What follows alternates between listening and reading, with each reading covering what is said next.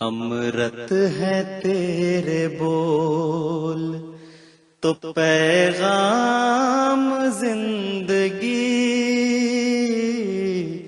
امرت ہے تیرے بول تو پیغام زندگی،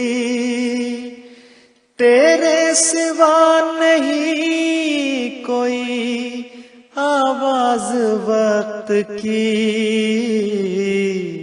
تیرے سوا نہیں کوئی آواز وقت کی۔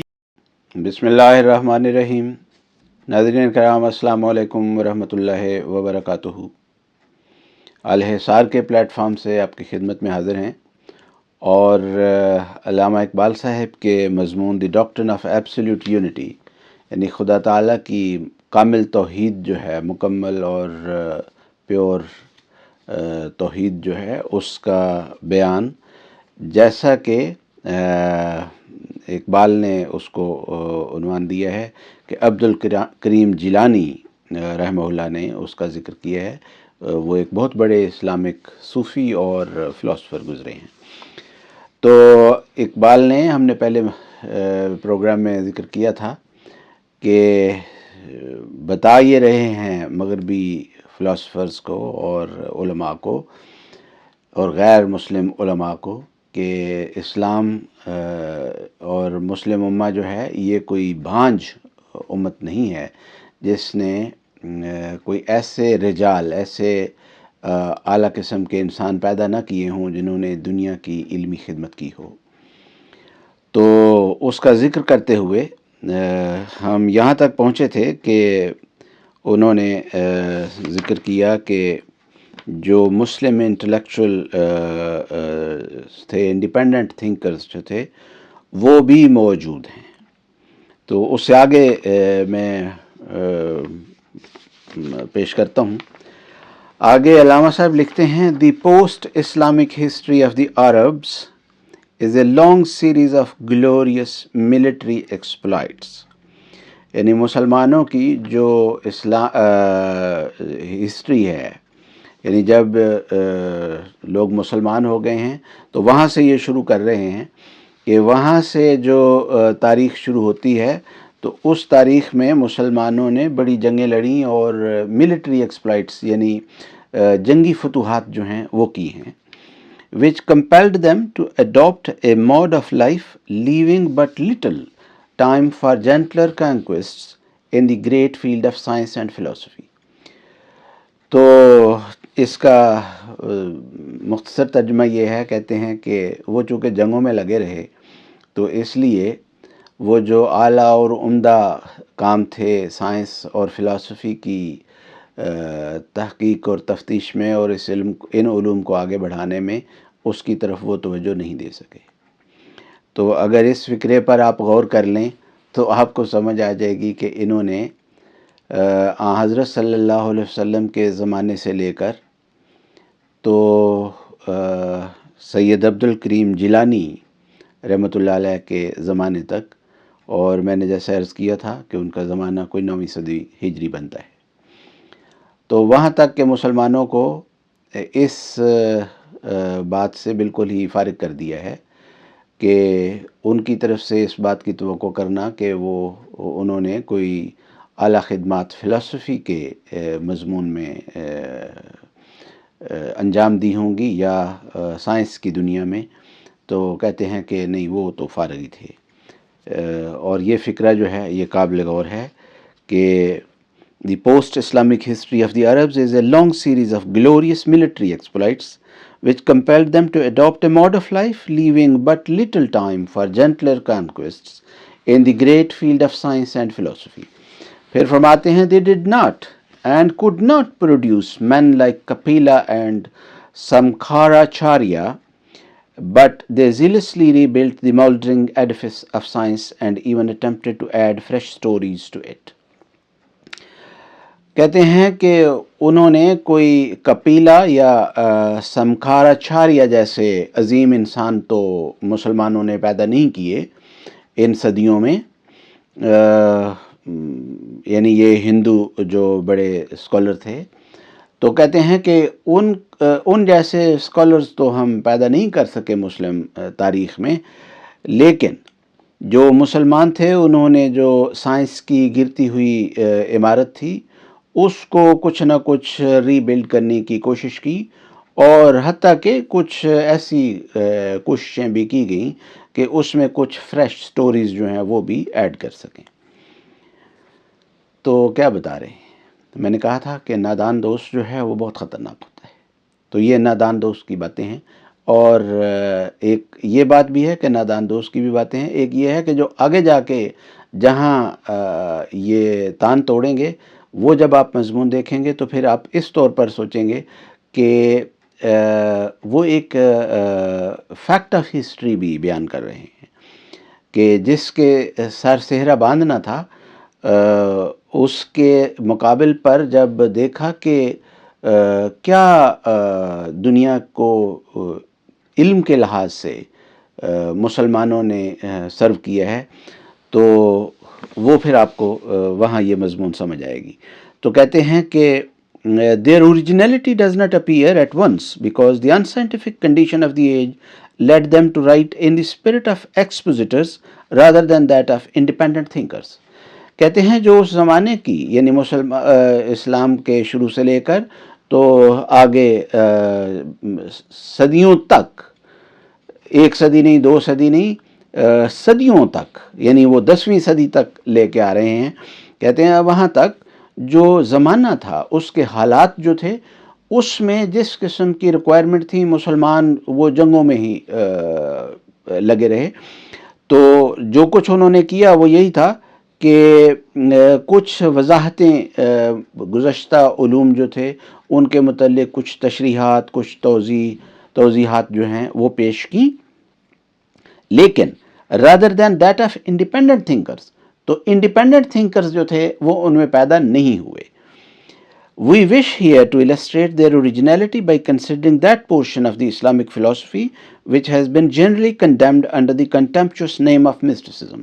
کہتے ہیں کہ صوفیزم جو ہے، مسٹسزم جو ہے، اس کے تحت کچھ کام ہوئے ہیں فلسفی میں، اور ان کی جو اوریجنلٹی تھی، یعنی وہ نقال نہیں تھے، صرف انہوں نے صرف وضاحتیں نہیں کی، صرف تشریحات نہیں کی، بلکہ ان کا کچھ اوریجنل کام بھی تھا، لیکن جو ان کا اوریجنل کام تھا اس کو بھی، یعنی جو اوریجنل فلسفی انہوں نے پیش کی اس کو بھی صوفیزم کے نام کے تحت ایک حقارت کے ساتھ یا تکبر کے ساتھ اس کو نظر انداز جو ہے وہ کیا گیا۔ We believe, however, that mysticism is but metaphysics hidden under the veil of religious phraseology, and that the superstructure of mysticism is impossible without a system of metaphysics serving as its foundation۔ تو کہتے ہیں کہ دراصل جو Sufism ہے، جو mysticism ہے، وہ ایک ایسی مخفی چیز ہے جس کی بنیادوں میں جو ہے وہ جو ما فوق الطبیعت مضامین جو ہیں ان کی گہری ریسرچ جو ہے وہ موجود ہے، اور اس کی بنیاد جو ہے وہ ما فوق الطبیعت میں ہے موجود صوفیزم کی۔ تو کہتے ہیں it is in our opinion essentially a system of verification, a spiritual method by which the ego realizes as fact what intellect has understood as a theory۔ تو کہتے ہیں کہ نظریے کے طور پر جس بات کو میٹا فزکس جو ہیں وہ ایک نظریے کے طور پر سمجھ پاتے ہیں، تو صوفیزم جو ہے وہ اس کو تجربے کی دنیا میں دیکھتا ہے، تو وہاں اس کا تجربہ جو ہے، ہم صوفیزم میں اس کا تجربہ جو ہے وہ پاتے ہیں۔ کہتے ہیں we know much in theory and our belief in this kind of knowledge depends on the force and the number of the arguments advanced in its support۔ تو کہتے ہیں کہ ہم انٹلیکچولی تو اس کو تھیری کو انڈرسٹینڈ کر پاتے ہیں، اور جو کچھ ہم اس کے متعلق جانتے ہیں، اس تھیری کے متعلق، یعنی یہ جو ما فوق الطبیعت مضامین ہیں، یہ جو بہت فلسفیکل مضامین ہیں، بہت گہرے اور باریک مضامین ہیں، ان کو سمجھنے کی حد تک ہم انٹلیکچولی کسی حد تک سمجھ سکتے ہیں، لیکن اس کے لیے جتنے بھی آرگومنٹس جو ہیں وہ پیش کیے گئے ہیں ان کو ہم بلیف کے طور پر ہی مانتے ہیں. دی ڈیٹیکشن آف سم لاجیکل فلا ان آور آرگومنٹ، لہٰذا وہ جو آرگومنٹ ہیں جن کی بنا پر ہم مثلا اللہ تعالیٰ کی ہستی کو مانتے ہیں، جس کا عنوان ہے، کہتے ہیں یہ جو مضامین ہیں جن کو ہم انٹلیکچولی تو مانتے ہیں، ذہنی طور پر، عقلی طور پر ہم کہتے ہیں کہ ہاں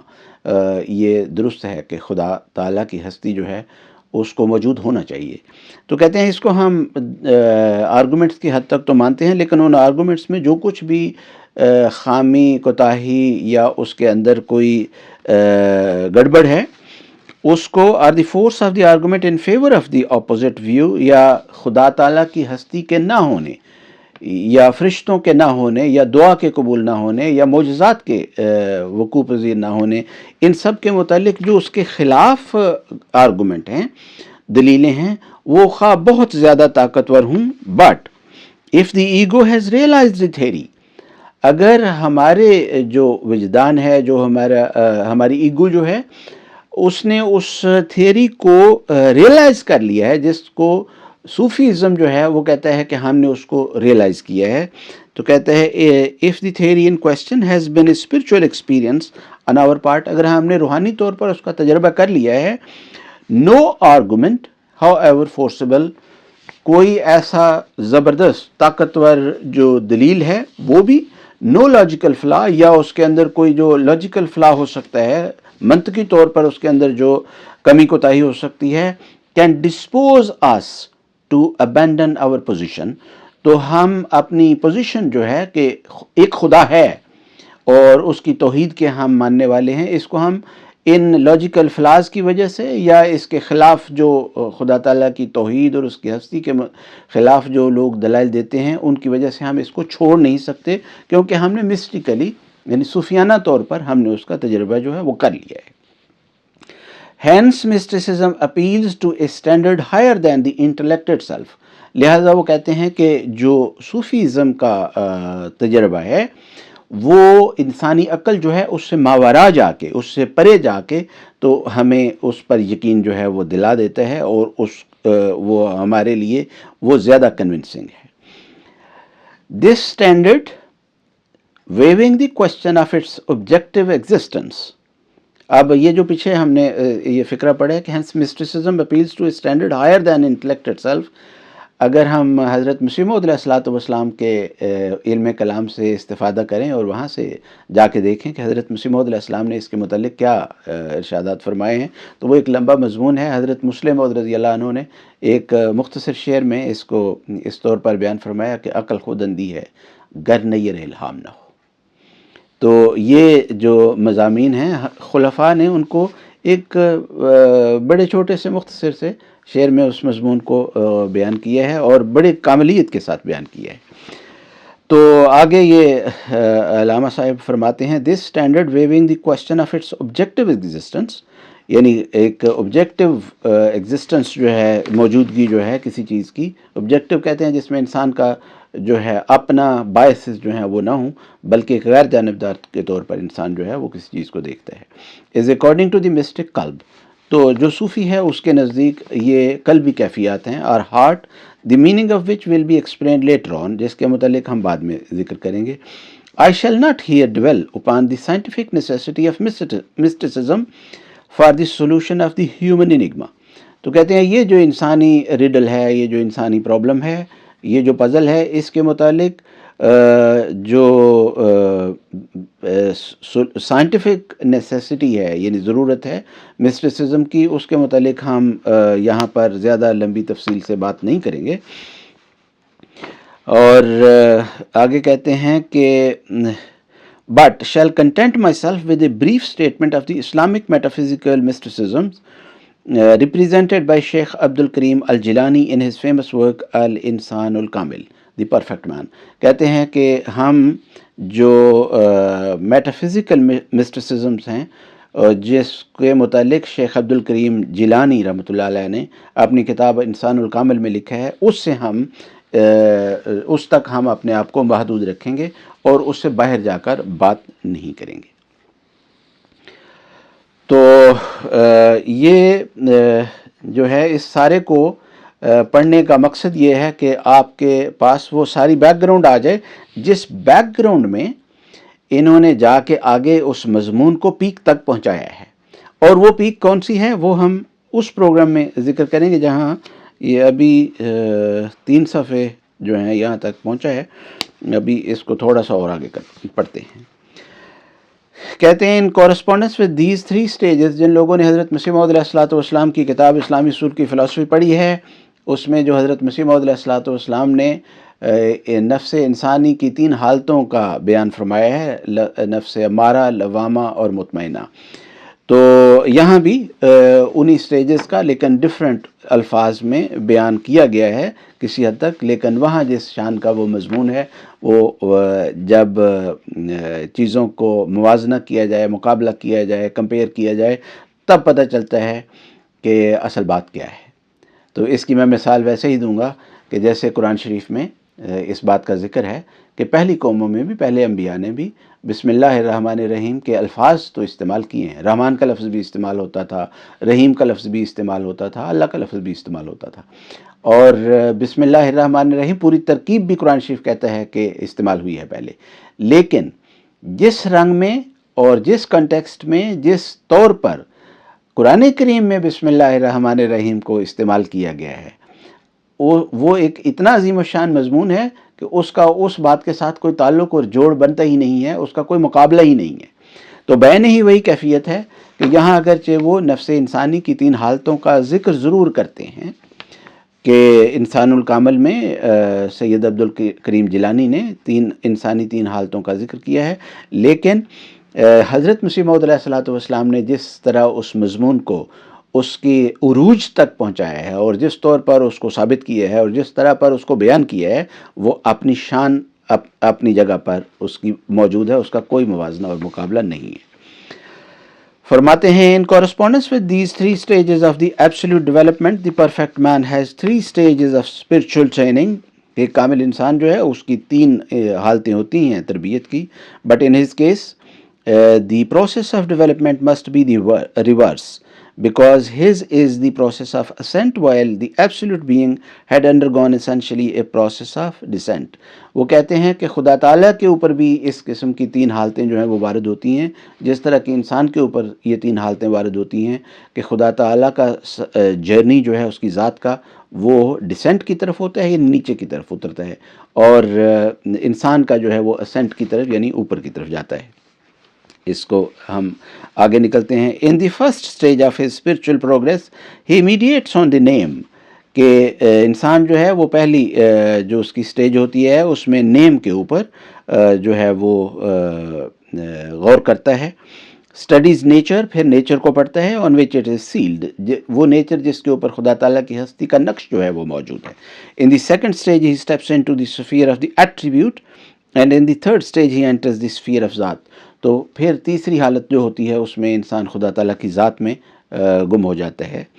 It is here that he becomes the God man. تو کہتے ہیں جب یہ تیسری حالت میسر آ جاتی ہے تو his eye becomes the eye of God، پھر وہ God man ہو جاتا ہے، اس کی آنکھ خدا کی آنکھ بن جاتی ہے. his word the word of God and his life the life of God. اس کی ورڈ خدا کے الفاظ ہوتے ہیں، اس کی زندگی خدا کی زندگی ہوتی ہے. participates in the general life of nature، پھر وہ جو نیچر کی جنرل لائف ہے اس کے اندر وہ پارٹیسپیٹ کرتا ہے. And sees into the life of things, اور چیزوں کی زندگی میں وہ اس زندگی کو دیکھتا ہے. It will appear at once how strikingly the author has anticipated the chief phases of the Hegelian dialectic and how greatly he has emphasized the doctrine of logos. کہتے ہیں کہ یہ جو سید عبدالکریم جیلانی رحمۃ اللہ علیہ تھے ان کو اپریشیٹ کر رہے ہیں. کہتے ہیں دیکھیں کس طرح عظیم الشان طریقے سے انہوں نے ہیگل کا جو ڈائلیکٹیکل میتھڈ تھا، وہ فلاسفی تھی اس کو کس طور پر اینٹیسپیٹ کیا ہے، اس کو کس طرح پر بیان کیا ہے. یعنی وہ انسان کی 3 حالتیں جو اوپر کی طرف اس کا جرنی ہے، اور خدا کی 3 حالتیں جو نیچے کی طرف اس کا جرنی ہے. اور کہتے ہیں کہ کس طرح اس نے ڈاکٹرن آف دی لوگس جو ہے، اس کو اگر یہ ڈاکٹرن آف لوگس جو ہے اگر اللہ تعالیٰ نے توفیق دی تو کچھ دنوں کے بعد اس کو بیان کریں گے کہ یہ کیا ہوتی ہے. تو کہتے ہیں کہ کس طرح انہوں نے اس کو بیان کیا ہے. A doctrine which has always found favour with almost all the profound thinkers of Islam. تو کہتے ہیں کہ یہ وہ ڈاکٹرنز ہیں جن کے متعلق اسلام کے جو عظیم مفکرین ہیں انہوں نے ہمیشہ ہی اس کو جو ہے اپریشیٹ کیا ہے، اس کے اوپر لکھا ہے، اس کے اوپر غور کیا ہے. اب یہاں تک پہنچ کے میں یہاں اس لیے رک رہا ہوں کہ یہاں تک پہنچ کے انہوں نے جو پچھلے اسلامک تھنکرز جو ہیں ان کی بات کر لی ہے، اور جو سید عبد الکریم جیلانی رحمۃ اللہ علیہ ہیں ان کی بھی بات کر لی ہے، اور اس سے پہلے صدیوں تک انہوں نے کہا ہے کہ کوئی ایسا قابل ذکر کام جو ہے وہ نہیں ہوا. اب یہ جو کام انہوں نے پیش کیا ہے اس کام کے متعلق، کہ یہ کام جو ہوا ہے اس کام کے متعلق انہوں نے خود آخر پر جا کر تو یہ لکھ دیا کہ یہ تو کام جو ہے یہ محض کنفیوزنگ ہے، اور اس کے اندر کوئی ایسی بات نہیں ہے جو ہم پیش کر سکیں. یعنی اس کو بھی نلیفائی کر دیا ہے، اس کی بھی وہ جس کو کہتے ہیں نا پنجابی میں ہم کہتے ہیں پتہ نہیں کہتے ہیں نست مار دی ہے اس کی بھی. تو اس کو بھی آگے جا کے تو بالکل بے وقت کر کے دکھا دیا ہے. یہاں ہمیں رکنا پڑے گا کیونکہ اب وقت جو ہے وہ کافی زیادہ ہو گیا ہے. جزاکم اللہ تعالی و احسن الجزا. السلام علیکم ورحمۃ اللہ وبرکاتہ.